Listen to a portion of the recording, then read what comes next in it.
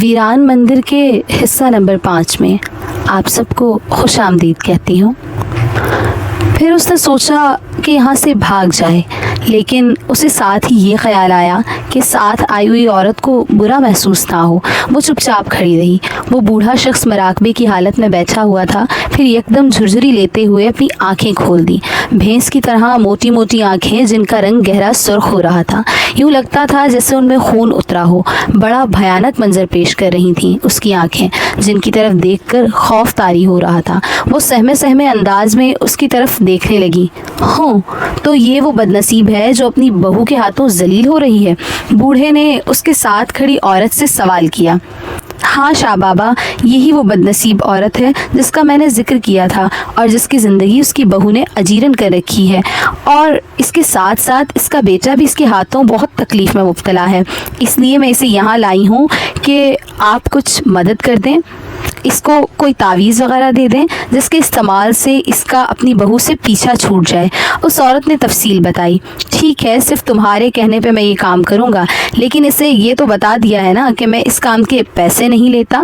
लेकिन मेरी सिर्फ ये शर्त है कि इस मंदिर में मौजूद चबूतरे पर रखे गुलदान में 2 रोज़ तक मुसलसल नीलोफर यानी कमल के फूल रखेगी, और अगर इसने ज़रा भी लापरवाही या सुस्ती की तो इसकी मौत भी वाक़ई हो सकती है। अगर इसे ये शर्त मंजूर है तो मैं आज बल्कि अभी से इस पर काम शुरू कर देता हूँ। वो ठीक 3 रोज़ बाद इसकी बहू खुद ब खुद अपनी मर्ज़ी से घर छोड़कर चली जाएगी। बूढ़े ने उसकी तरफ देखते हुए कहा। ऐसा कहते हुए उसके चेहरे पर यूँ खबासत छाई हुई थी जैसे कोई भूखा भेड़िया अपने सामने किसी भेड़ के बच्चे को देखकर दबोचने के लिए बेचैन हो। रशीद की माँ सर झुकाए उसकी बातें सुन रही थी, इसलिए वो इसका मनहूस चेहरा न देख पाई। उसकी समझ में कुछ नहीं आ रहा था कि वो क्या कह रहा था। उस पर तो बस यही धुन सवार थी कि किसी तरह उसका पीछा अपनी बहू से छूट जाए और वो सुकून से अपनी ज़िंदगी गुजारे। उसे यूँ लाताल्लुक़ बने देखकर उसके साथ वाली औरत ने शाह बाबा से इशारों में कुछ कहा, और इसकी बात का जवाब हाँ में देते हुए इसके बढ़े हुए हाथ से एक तावीज़ झपट लिया। घर से निकलते ही उसने अपनी लच्छेदार गुफ्तगू से रशीद की माँ को शीशे में उतारा और फिर वो तावीज़ उसकी मुट्ठी में पकड़ाते हुए उसको इस्तेमाल करने का तरीका समझाने लगी। कमरे में बंद हुए उसे तकरीबन 2 घंटों से ज़्यादा का अरसा बीत गया था और भूख से उसके पेट में चूहे दौड़ रहे थे, लेकिन ऐसा लगता था जैसे कोई उसे तय खाने में बंद करके भूल गया हो। कमरे की दीवारें सपाट थीं। अभी उसे बैठे चंद मिनट ही हुए थे कि अचानक एक दीवार में पतली सी लकीर बनने लगी। यूँ लग रहा था जैसे कोई बहुत आहिस्ता से उसमें किसी तेज़ धार आले की मदद से कुछ बनाने की कोशिश कर रहा हो। धीरे धीरे लकीर मोटी होती चली गई और फिर इस कदर चौड़ी हो गई कि उसके दूसरे तरफ का मंजर नज़र आने लगा। वो बड़े गौर से उस तरफ देख रही थी।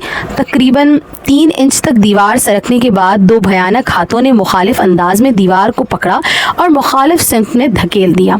हाथों के नाखून लंबाई की वजह से मुड़ गए थे। ये मंजर देखते ही उसके मुंह से खौफ के मारे चीख निकल गई। उसके अचानक चीखने से कमरे की खामोशी में भूचाल आ गया और उसकी चीख की बाज़गश्त कानों के पर्दे फाड़ने लगी। उसका इस तरह चीखना उसके लिए फ़ायदेमंद साबित हुआ और यकलख्त वो दोनों हाथ दोबारा यूं दीवार की तरफ दूसरी तरफ गायब हो गए और दीवार फिर से बराबर हो गई।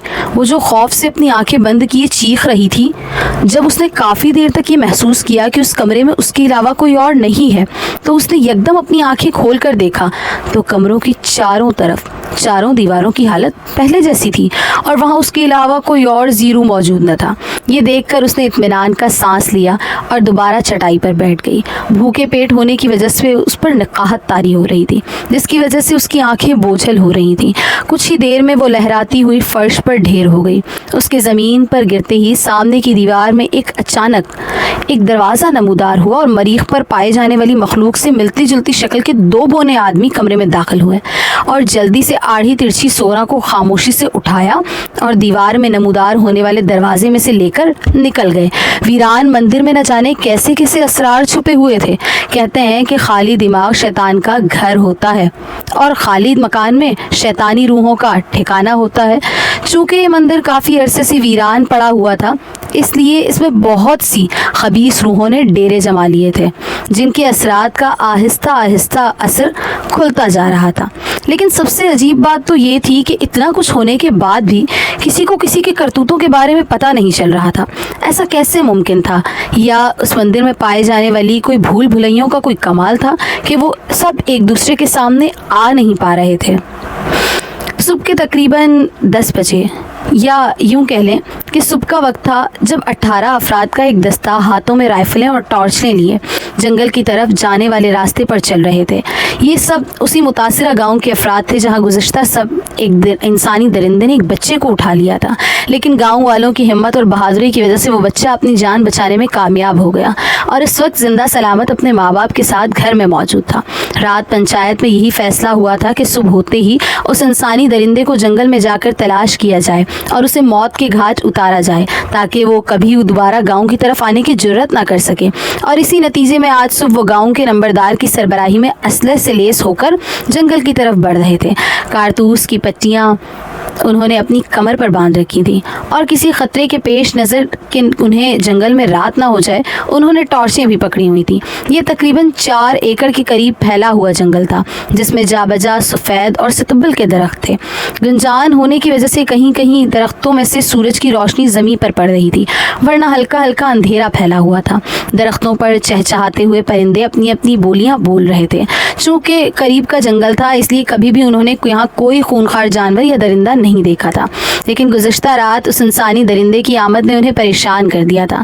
وہ سمجھ نہیں پا رہے تھے کہ یہ درندہ کہاں سے آیا ہے اور اب بھی جنگل میں موجود ہے یا راتوں رات کہیں چلا گیا۔ ان سب سوالوں کا جواب تو انہیں اسی وقت مل رہا تھا، لیکن جب وہ جنگل کے اندر جا کر تلاش کرتے تبھی وہ سب باتیں کھلتی۔ یہ سب باتیں سوچتے ہوئے وہ جنگل کے کنارے قریب جا کر ٹھہر گئے۔ زمین کچی ہونے کی وجہ سے انہوں نے سوچا کہ شاید اس درندے کے قدموں کے نشان انہیں مل جائیں تاکہ ان پر چلتے ہوئے انہیں اس کا کوئی سراغ مل جائے، لیکن یہ سب ان کی خام خیالی تھی کیونکہ کچی زمین ہونے کی وجہ سے اس پر مختلف جانوروں اور انسانوں کے قدموں کے نشان گڈمڈ ہو رہے تھے، اس لیے ان میں فرق کرنا یا پہچاننا ذرا مشکل تھا۔ اس درندے کے نشانوں کو پہچاننے کے لیے ان لوگوں نے ہر کو ممکن کوشش کی۔ اس پر وقت ضائع کرنے کے بجائے انہوں نے دائیں طرف دکھائی دیے جانے والا راستہ، ایک کچے راستے کی طرف نظر دوڑائی۔ وہ راستہ سیدھا جنگل کے اندر کی طرف جاتا دکھائی دے رہا تھا۔ اسے دیکھ کر یوں لگ رہا تھا جیسے کافی عرصے تک کسی نے اس پر سفر نہیں کیا ہو، کیونکہ اس پر جمی ہوئی مٹی اور دھول یہ چیخ چیخ کر بتا رہی تھی کہ اسے ابھی تک کسی انسان یا جانور کے قدموں نے نہیں چھوا۔ یہ بڑی حیرت سے اس راستے کو دیکھ رہے تھے۔ انسانی عقل سے بالا تر بات تھی جو اپنی پوری سچائی کے ساتھ ان کے سامنے تھی، کیونکہ جس جگہ وہ کھڑے تھے وہاں تو یوں لگ رہا تھا جیسے کوئی قافلہ یہاں سے کچھ دیر پہلے ہی ٹھہر کر گزر چکا ہو، لیکن اس کے ساتھ جڑے ہوئے راستے کو دیکھ کر وہ حیران تھے اور آنکھیں پھاڑے وہ منظر دیکھ رہے تھے۔ کچھ دیر تک تو وہ بت بنے رہے۔ اس کے بعد نمبردار کی آواز سنتے ہی سب سکتے کی کیفیت سے باہر آ گئے۔ نمبردار انہیں آگے بڑھنے کے لیے کہہ رہا تھا۔ اس کی بات سنتے ہی وہ سب راستے کی طرف بڑھنے لگے۔ Please like, comment and subscribe the channel Shehzad Khan Horror Stories and thanks for watching.